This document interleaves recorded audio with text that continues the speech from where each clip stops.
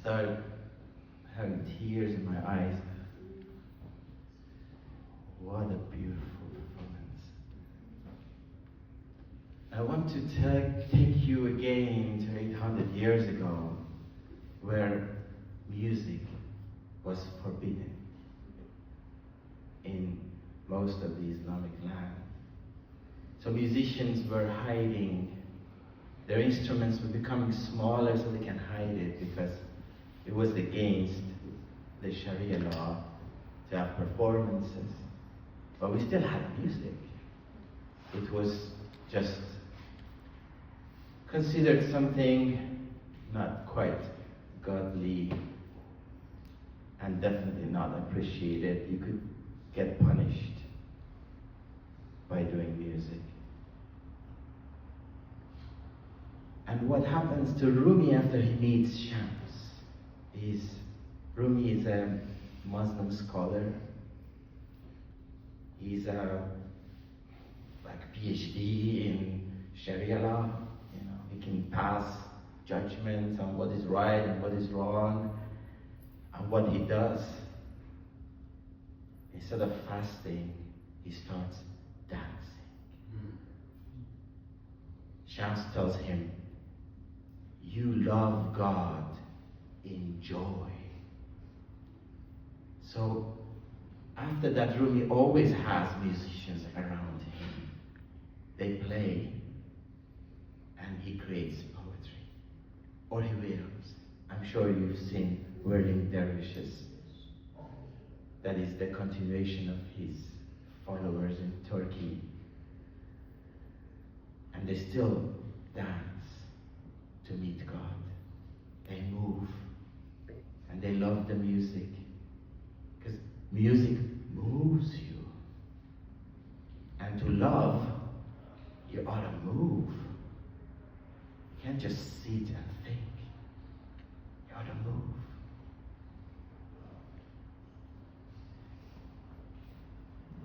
I told you that Rumi lost everything of his civilization. He also loses his parents, his father soon, and he loses his first wife, and he's in the game of losing. He loses a lot.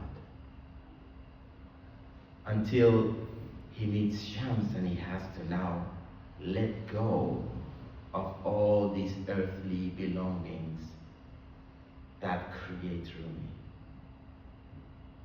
All the titles, everything. Because now some people that loved him before, they curse him, and they curse Shams for taking Rumi away from them, because they love him. Rumi is a beautiful speaker. They love him. Go to the mosque and give a sermon. He's not going anymore. The story goes that they give Shams such a hard time that he leaves. And Rumi is in longing of this friendship, to meet his friend again. To the contrary of us thinking alone we are self-sufficient. No, Rumi tells us we need a friend. We desperately need a friend to experience the happiness, to see ourselves in the mirror of a friend who can show us exactly as we are. Shams comes back. They find him, and Rumi sent his own son to bring him back to Konya. This time, Rumi makes sure Shams is not going to leave, asks him to move into his house, takes care of him. Some say he even married his stepdaughter to Shams. And there's another 9 months that they spend day and night together, speaking of the unspoken. And then there is a day that someone knocks on the door, and this is usually Shams that goes open the door to see if the person arriving deserves the presence of Rumi. That's how everyone hated Shams, because he was the guy who would say, you're not good enough. I'm sent by the king. I don't care, go. Tell your king he's not good enough. And one of these days that Shams goes to the door to open the door, he disappears. And no one ever sees him again. Now there are stories if they murdered him or if he just decided to go, because one of his nicknames was Shams the fly, the bird, you know. Maybe he just decided, okay, it's time for Rumi to burn. And I'm gonna leave him so he can find himself without me. And this event burns Rumi. He cannot stand it. He goes for days and nights, wandering, crying, longing, until he becomes the Rumi we know, who created the masterpieces he created. Because one day he says, oh, I finally feel Shams is inside me and speaking through me. He never stops longing and hoping. Whoever comes to the door and says, oh, I saw Shams in another city, in that corner, Rumi will give him a lot of money. And they would tell him, are you crazy? This guy was obviously lying. And he says, of course, for a lie I give so much money. If it was the truth, I would give my life. And this is what I wanted to emphasize for me and us, the importance of friendship. To look for it, to long for it. Because without it, as good as we are, alone, individually successful and achieved, we're dead, as Rumi was. And we're crying, and we lack motivation to move.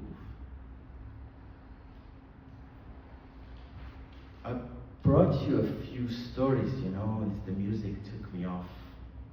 And I brought you an instrument.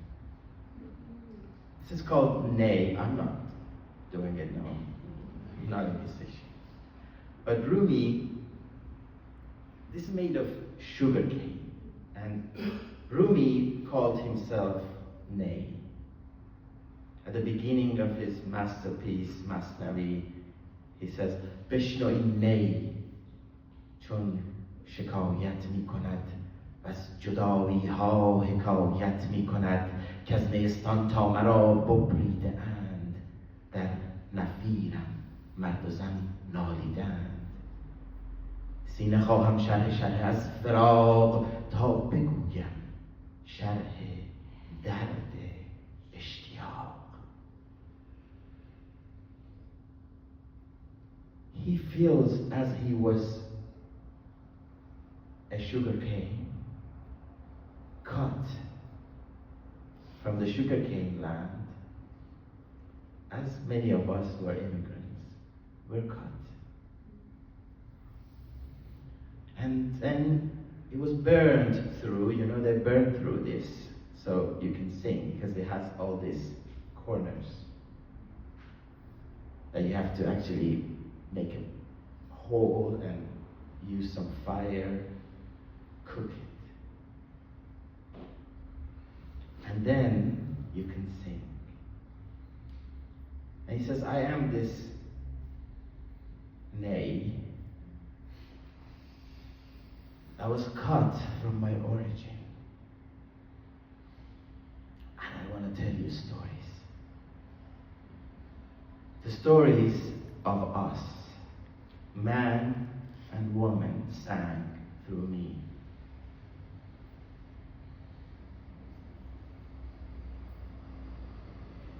And in another place he says, sometimes I sit on the lips of God and I'm a channel that brings you the unspoken words.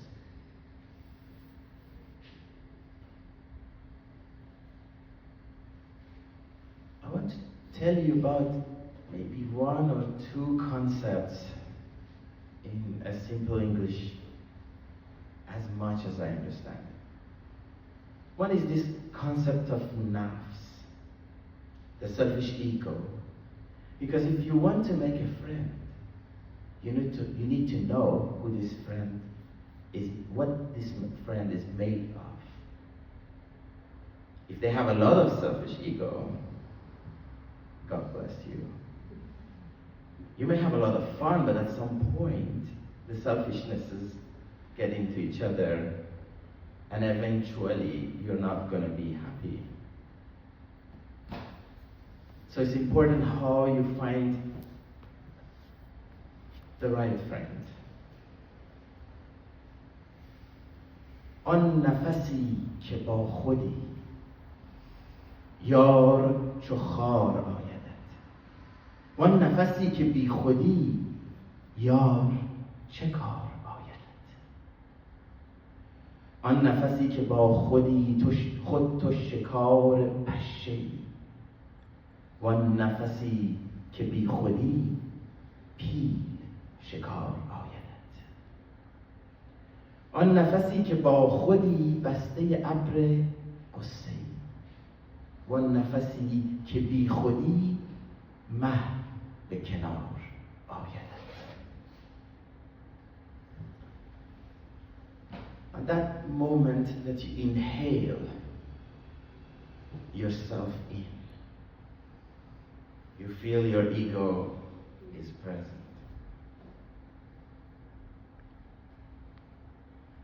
Your beloved appears as a thorn next to you, hurting you. And in that moment that you exhale your ego out of you, for what do you need a beloved for?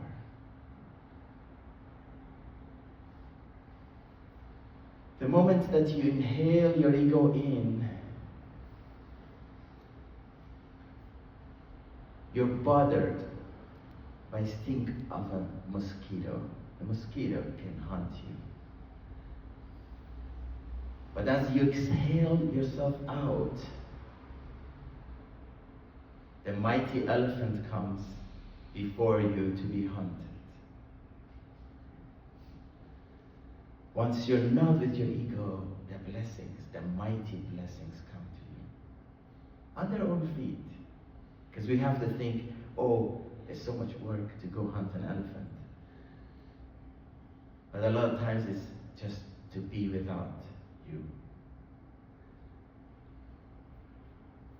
The moment you inhale yourself in with your ego, you're covered by the cloud of sorrow.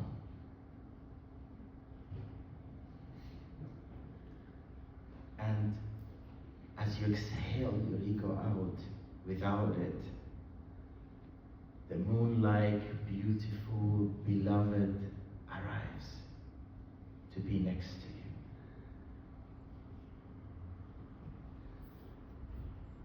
وان نفسی که با خودی همچو خزان فسرده‌ای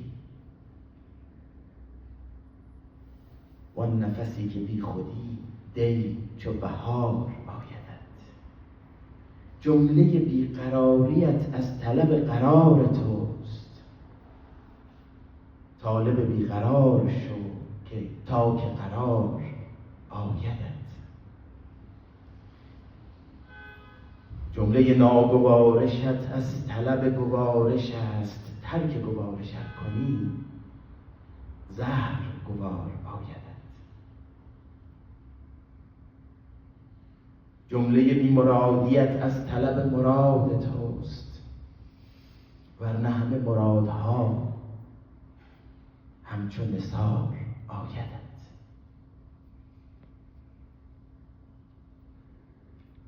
That moment that you are with your ego, that you breathe it in,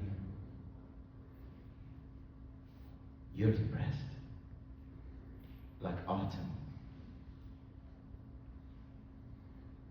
Once you exhale this ego out, in the middle of winter in February, you feel as it is spring, and you're full of joy.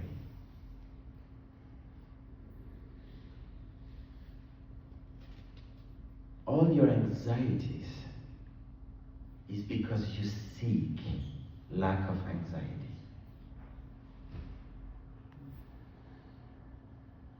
You should want it.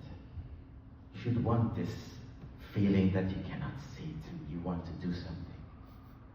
Then your anxieties may leave. All your underachievements is because you really seek achievements. Once you let go, achievements walk to you, arrive at you. عاشق جور یار شو، عاشق مهر یار نی، تا که نگار نازگر عاشق زار آیدت. I love this verse. It says, fall in love with your beloved injustices and cruelty.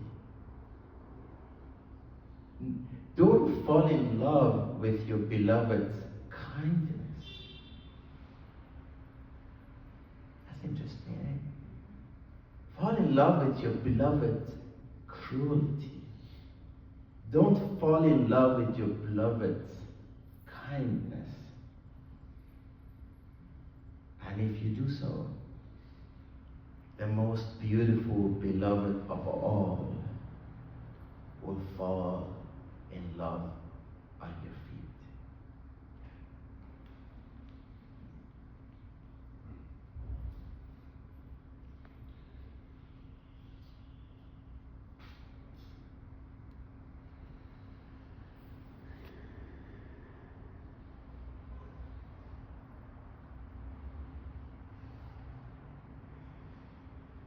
I want to tell you about a concept called gens or jinsiyat. I was really trying hard to find a word in English that could be a good translation of this concept.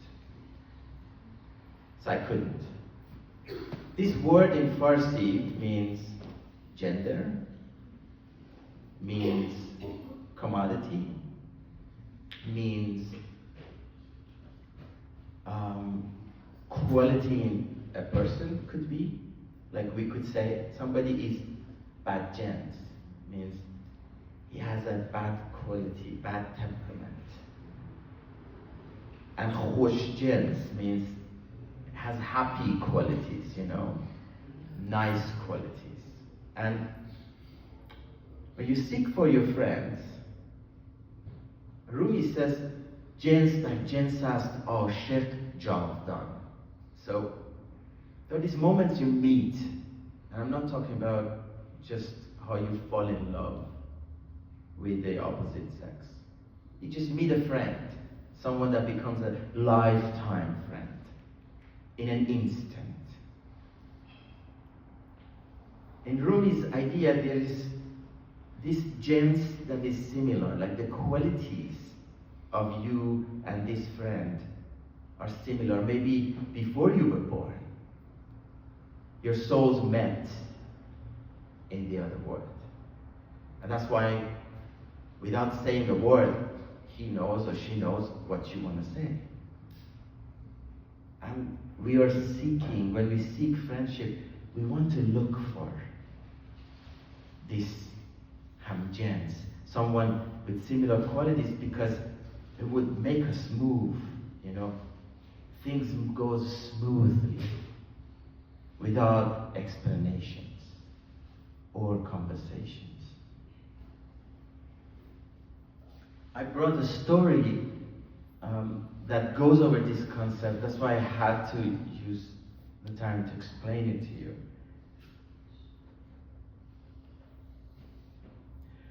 گفت جالینوس با اصحاب خود مرمرا تا آن فلان دارو دهد. پس بدو گفت آن یکی ای ذوفنون، این دوا خواهند از بحر جنون. دور از عقل تو این دیگر نگو، گفت در من کرد یک دیوانه رو. ساعتی در روی من خوش بنگرید، چشمکم زد آستین من درید. Jalinus is I don't know its word in English, is a great Greek doctor that tells his disciple, go get me some drugs from the other doctor, from Dr. Khani. And his disciple says, but this drug is for madness. You're not mad, you're the wisest man in the world. And Jalinus says, I was just walking by and a madman looked into my eyes, looked at me deeply, spent some time, cut a piece of my clothes, and smiled, and looked again. He was so attracted to me that I'm pretty sure I have some of his gems in me. I'm kind of crazy, so it's better I take care of it and use some of these drugs. Please go ask Dr. Khani to get me some madness pill.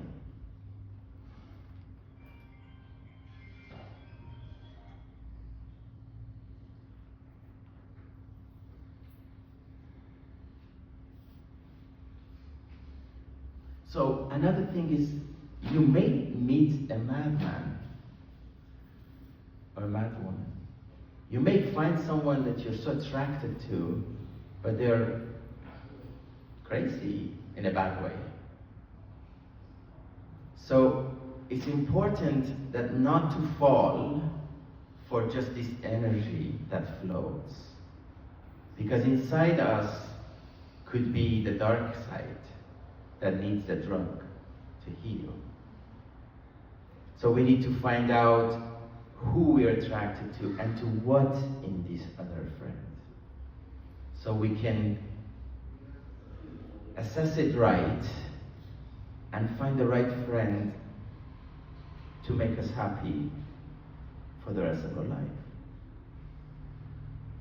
یک زنی آمد به پیش مرتضی، گفت شد بر ناودان طفلی مرا. گرش میخوانم نمی آید به دست، ور هلم ترسم که افتد او به پست. نیست عاقل تا که دریابد شما، گر بگویم کز خطر سوی منا. هم اشارت را نمیداند به دست، ور بداند نشنود این هم بد است. The other story is about a woman, a mother, he's running to Ali, an Islamic saint, and says, Ali, Ali, my kid is on the roof, at the edge of the roof. Any moment, it can fall. I call my kid, he's not listening. I'm worried if I go forward, he would go backward and fall off. And he's not wise, his brain is not there yet to understand the danger. And I try to show my hand, and he's not paying attention, even he understands. بس نمودم شیر و پستان را بدو، همی گرداند از من چشم و رو. از برای حق شمایید ای مهان، دستگیر این جهان و آن جهان. زود درمان کن که می لرزد دلم، که به درد از میوه دل بگسلم. Oh Ali, you know the secrets. Please help me. You know how to save my child.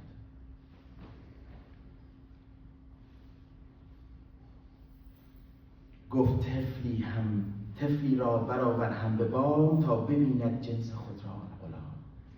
Ali says, go bring another child to the other side of the roof So your child would see the other child. He's not in love with you.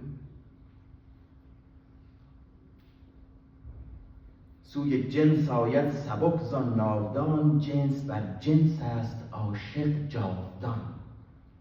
Here Ali says, go bring the other child. He's not in love with you, he's in love with the child. He's a child. He's in love with the same kind. And he would run to safety once he sees the other child.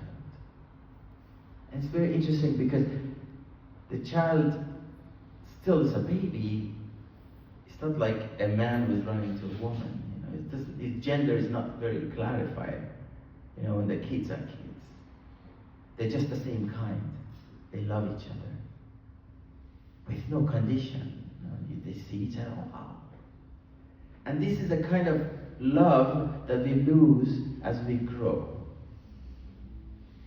Because we're afraid of pain and losing what we have. So we don't go crazy. Oh my God, to find a friend. And this is what Rumi did to Shams. He left everything behind to meet a friend.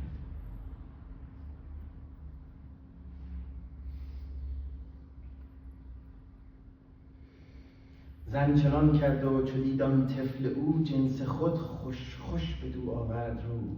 سوی بام آمد ز متن ناودان، جاذب هر جنس را هم جنس دان. قژقژان آمد به سوی طفل، وارهید او از فتادن سوی سفل. زان بود جنس بشر پیغمبران، تا به جنسیت رهند از ناودان. پس بشر فرمود خود را مثل و کن، تا به جنس آیید و کم گردید گم. So the child is liberated by the same kind, by another child. And Rumi goes and says, that's why God sends messengers, whoever guides us, in the body of human. Because we cannot love really the idea of love God as easy as we can love Jesus, Muhammad, Rumi, Moses. Because we see them. It's like our kind. It's human. But there's a God in there that's guiding us through. And Rumi says, this is also the concept of jinsiyat, like same kindness.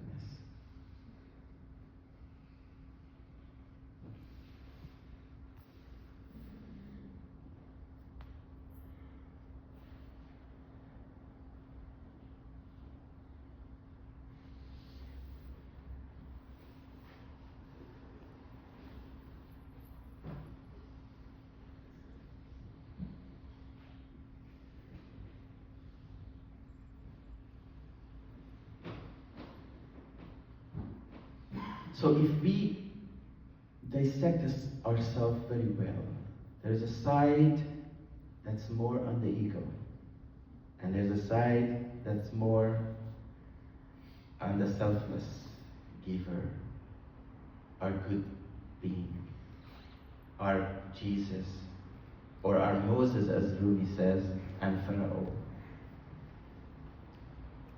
So when we go and meet a friend,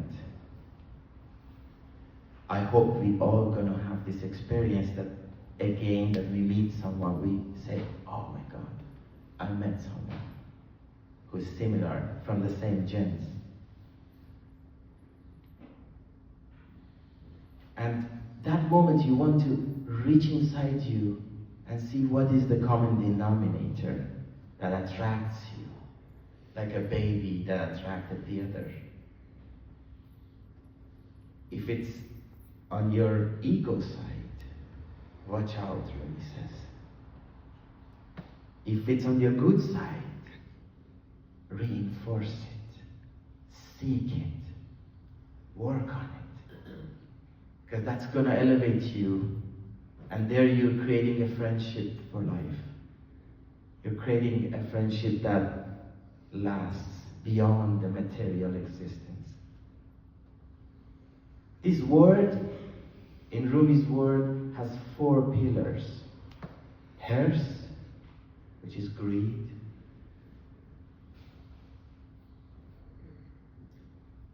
Shahwat, which is lust. Hasad, which is envy. And negligence, which is ghaflat in Farsi. So imagine this is our word, and that's one pillar, and this is one, and this is another, and that's another. Without any of these, this earthly life cannot exist. Almost everything we do to create a better world on this earth is because of one of these not so good qualities we have as human.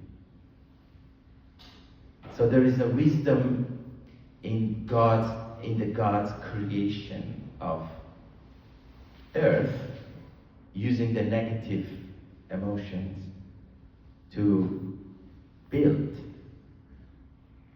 for us to create. But the Sufis supposed to know that. So if everyone was Sufi, no one was going to build this house. Because they're the ones who are sitting in the bathhouse while the rich people are carrying the fuel to warm it up. Because they want more money, they're going to do that, and the Sufis are going to sit and try to stay away from these. For your friends, you want them to lack these qualities of greed, envy, negligence, and lust. Because that is on this side, and you want to avoid it. Why? Because the more they have it, the more they reinforce it in you, and the more you go there. And the more you avoid it, the more you can find people of your own kind that lack these ones. And also are full of joy and seeking. They're not sitting in depression. You want to look for friends that bring you movement, that they are actually looking for achieving joy. They're full of energy. You know what I'm talking about, no? In this city it's hard to find, but once you look for it, I'm sure you will find it. We all have to look for it with open heart, because it's a possibility that Rumi experienced, and he brought it for us. I don't know if I still have, yes, I still have time. I'm going to read another poem for you.